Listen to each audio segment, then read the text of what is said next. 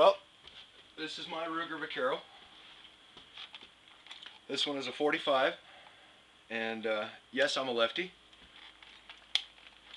First of all, put the gun belt down, and we'll show you that she's not loaded.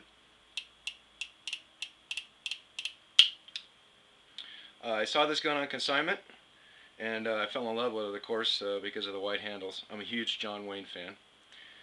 And I was looking for a revolver. I've got other guns, but I was thinking about getting into the Cowboy action shooting.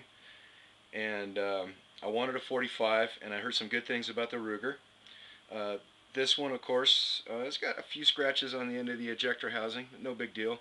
Can have that anodized again, take it off, or maybe look for another one.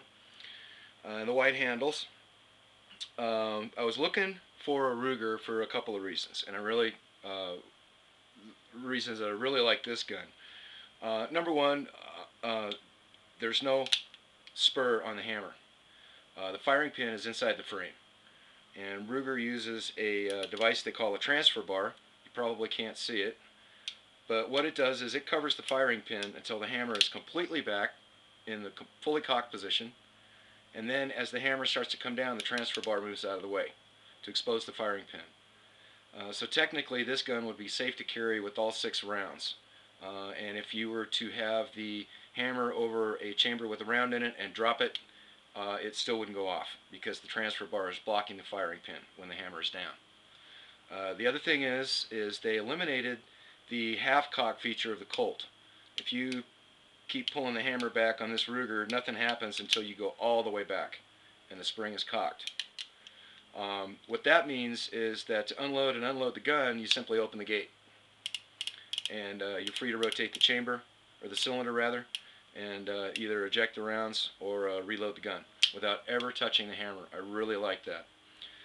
It's not a Colt. It's not supposed to be. I knew that going in. It's my understanding that this is a Blackhawk frame, which is fine by me. That makes it a really strong gun. I've heard guys say that they'll take the hot rod 250 grain loads all day long without ever flinching. And this thing is a cream puff to shoot. Hardly any lift on the end, even with the short barrel. It's just a lot of push straight back. A real blast to shoot. I think my mom could shoot this thing one-handed all day long. The front sight's a little long. I've heard that that's common on the Ruger, the 45, so I'm going to leave it that way. You just got to kind of aim a little bit low when you're shooting this guy, but it's a really strong gun. It's got a really heavy feel to it, and I really like it.